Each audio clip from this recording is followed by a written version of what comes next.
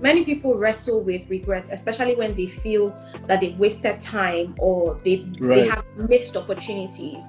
From your Right. experience, how can someone shift their relationship with regret? Because I'm sure that there was some degree to which you might have had regret on your own journey of personal transformation.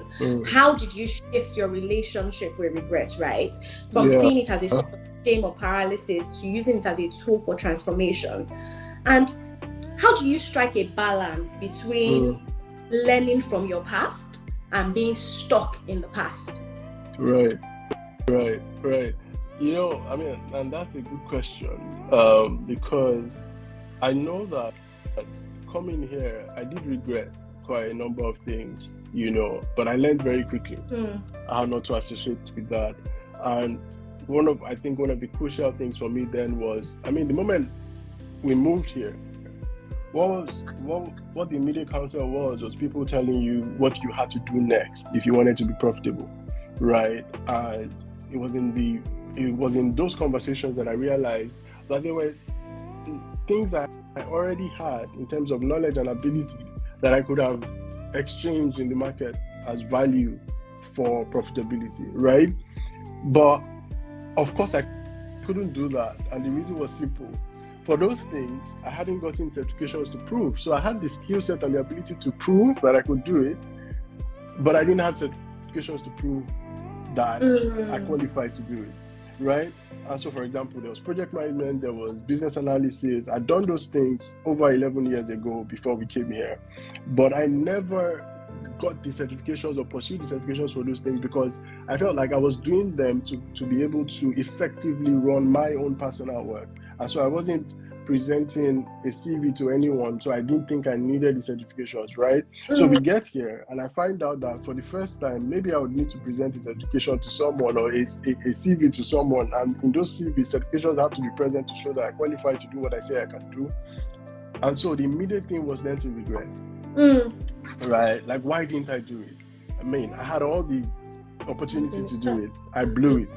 Right? And then the easy thing there was to regret that, to feel bad about it, to start to look myself, you know, and all of that. But I understand that many people sit with that place of regret for many reasons, right?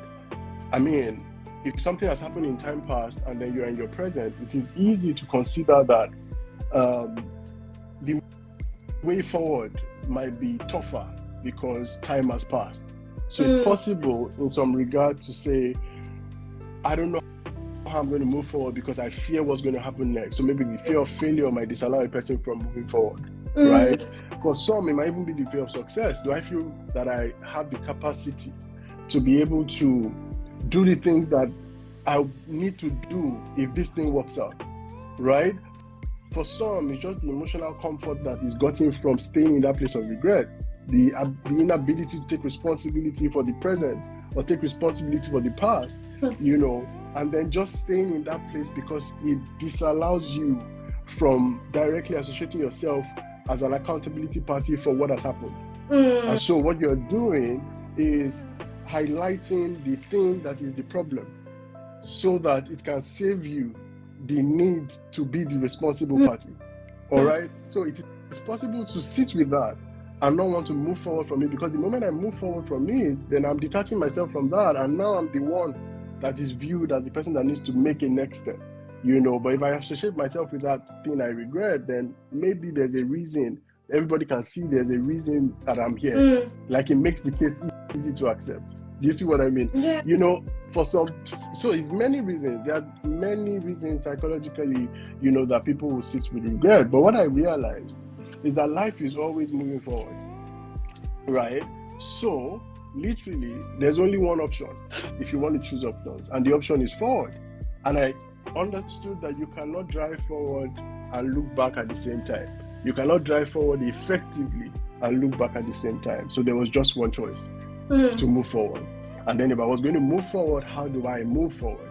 I understood that there should be value between the history that I've had, the idea that I've been able to amass, the things I've amassed, the lessons that I've learned, the wisdom I got from it. There should be value in that.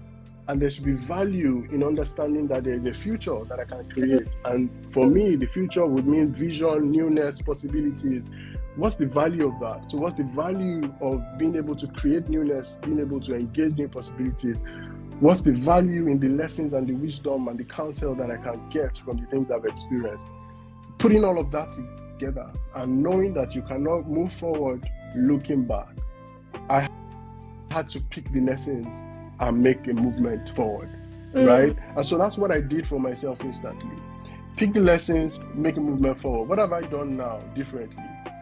For the journey that I'm on, until now, there's no certification that I need that I haven't gotten.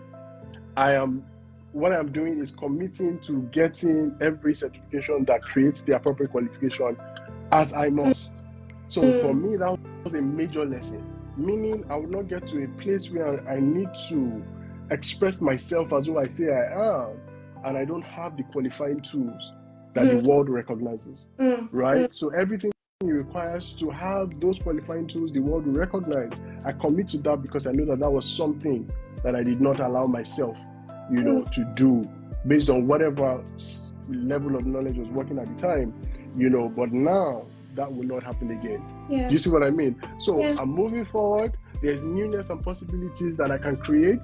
However, there are lessons I've picked from the history. Rather than regret that, how do I not replace that or replicate that in the future? Clearly, that's the only way forward. So if you ask me, just because I understood that you can't move forward and life is always moving forward and you can't move forward looking back at the same time, then there's only that option, to pick lessons and move ahead and not replicate the things that happened in the past. So that's how I've dealt with it. If I'm going to tell anybody else that is currently regretting something, understand that the option in life, the critical option in life, is that I create newness and possibilities. That's the meaning of the future. The fact that there's the possibility for newness and and possibilities. So what do I do with that? Right? And how do I ensure that the things that happened in the past that put me where I am now do not happen again? There's wisdom in also understanding what it is that is creating the regret. Yeah. Right? So whether it's fears, whether it is just an emotional entanglement, understand what it is that's creating the regret and walk yourself away from that, detach yourself from that, and create the future using lessons that you've picked over time. Yeah.